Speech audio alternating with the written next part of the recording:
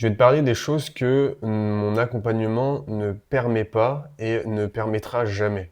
Parce qu'on peut croire que quand on se fait accompagner, que ce soit par un thérapeute, par un coach, par un mentor, par un psychologue, un psychiatre ou tout autre professionnel, que on pourrait ressentir 100% des choses. Donc ça, c'est un mensonge. Notre expérience humaine repose sur une loi qui s'appelle la loi de polarité. Et ça veut dire que il n'y a jamais 100% d'une chose, mais tout est fait de deux pôles. Donc le chaud, le froid. Je vais te donner une liste de résultats que tu pourrais souhaiter, mais qui sont irréalistes et qui ne sont du coup pas... c'est pas possible que ça arrive. Jamais ressentir de peur, c'est irréaliste, ça ne fonctionne pas. Jamais être vigilant, pareil, ça ne fonctionne pas. Être calme tout le temps, jamais anxieux.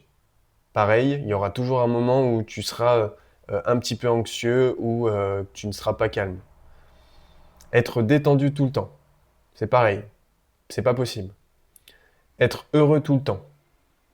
Là, tu vois où je veux en venir. À partir du moment où tu cherches quelque chose, un état où tu peux l'être 100% du temps, c'est vraiment pas possible. Ensuite, croire que tu seras jamais en mode survie.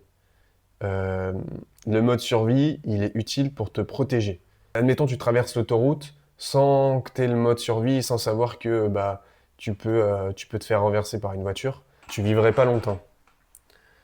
Ensuite, une image de toi 100% positive. Ça non plus, c'est pas réaliste. Tu peux pas avoir une image de toi qui est 100% positive. Parce que tu pourrais toujours trouver des petites images de parts de toi qui sont destructrices pour toi ou désagréables pour toi. Ensuite, n'être jamais irritable. Un autre résultat qui est irréaliste, c'est que tu n'as jamais besoin de te protéger. Et enfin, dernier souhait qui est irréaliste, c'est de jamais ressentir de dissociation ou de déconnexion ou d'engourdissement. Comme je l'ai dit, on est toujours, il y a toujours cette loi de polarité qui est présente, qu'on le veuille ou non. Et la dissociation, par exemple, se dissocier de son corps, c'est quand du coup, tu ne ressens plus ton corps. Tu n'es plus connecté à ton corps. Tu es uniquement dans le mental. Et tu pourrais du coup ressentir de la dissociation, notamment après des expériences traumatiques. C'est très connu.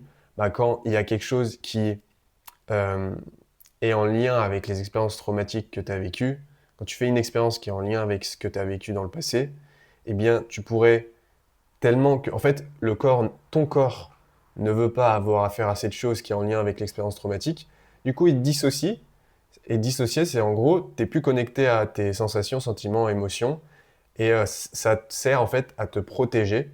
Parce que si tu te dissociais pas, eh bien, tu serais vraiment très conscient et en plein dans tes sensations et émotions, et ça pourrait être trop douloureux.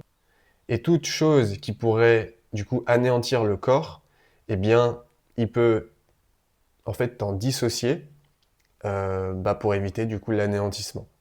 C'est ça que le cerveau veut empêcher. Donc c'est pour ça que jamais te protéger, c'est impossible. Oui, il y a toujours nécessité de te protéger parce que sinon, bah, tu serais pas longtemps vivant. Le spectre est tellement large, il y a tellement de choses qu'on ne connaît pas, qu'on continuera d'être surpris, à des degrés plus ou moins différents. Et on peut être surpris par des expériences qui pourraient nous traumatiser, et donc on pourrait du coup se sentir déconnecté ou dissocié, parce que ces expériences, bah, elles ont été si accablantes, on s'est senti tellement impuissant que bah, le cerveau, il a pas réussi à traiter euh, l'expérience et les sensations que le corps a ressenties lors de cette expérience. Et donc, bah, du coup, il s'est dissocié pour bah, protéger la survie du corps. Je pense que tu l'as compris, le point commun de toutes ces choses, c'est que ressentir 100% de bonheur ou de joie, de paix, de détente, etc., c'est irréaliste et c'est pas comme ça. Il n'y a pas de loi qui dit que c'est soit l'un, soit l'autre. C'est un mouvement de balancier, il y a un rythme. Et certes, tu peux être à 99% heureux. Je sais même pas si c'est vrai, moi je l'ai pas expérimenté. Le Dalai Lama, il disait que c'est comme ça qu'il se sentait.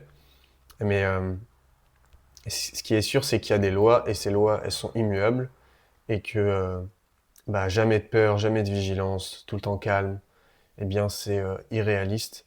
Et c'est important que tu te détaches de ces croyances de la perfection. Perfection. 100% d'une chose. Rien n'est 100% d'une chose. À chaque fois, il y a deux choses pour que ça forme la perfection. Tu vois? Si tu avais cette croyance que la perfection c'était une seule chose, en soi ça l'est, mais c'est une seule chose parce qu'avant il y avait un plus un.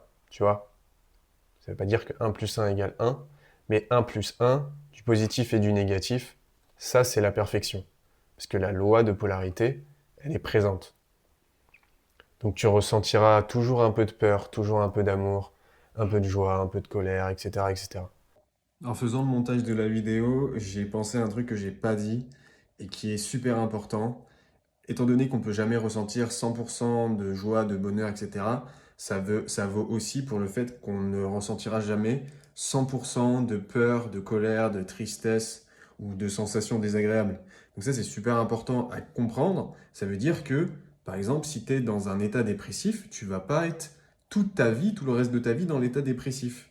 C'est pas possible.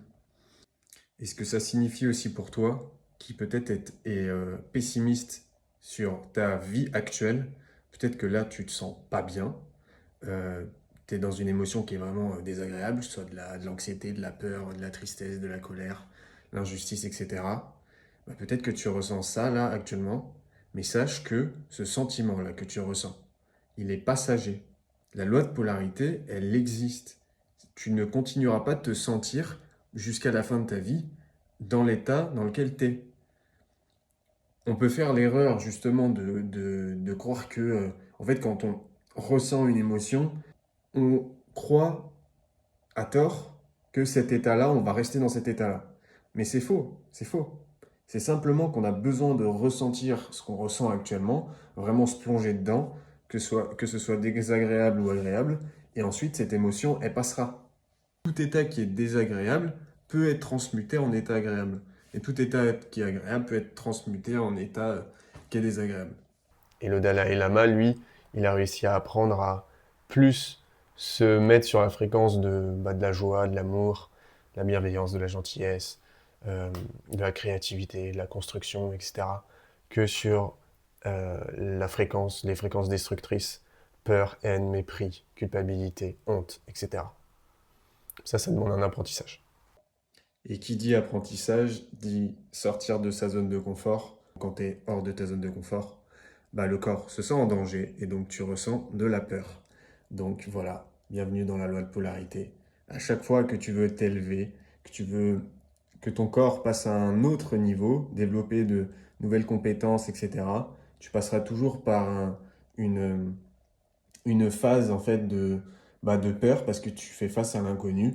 Et le cerveau, pour lui, l'inconnu, bah, c'est gage d'insécurité, de danger. Et donc, il te fera ressentir un peu de peur. Mais c'est pas parce que tu ressens de la peur que tu peux pas passer ensuite à la phase d'au-dessus qui est bah, en fait d'élargir ta zone de confort et ce qui était inconfortable bah, ne peut pas devenir confortable. Mais du coup, tu y passeras. Et ça, il faut l'accepter. Parce que c'est comme ça que le cerveau, notre corps, fonctionne et programme.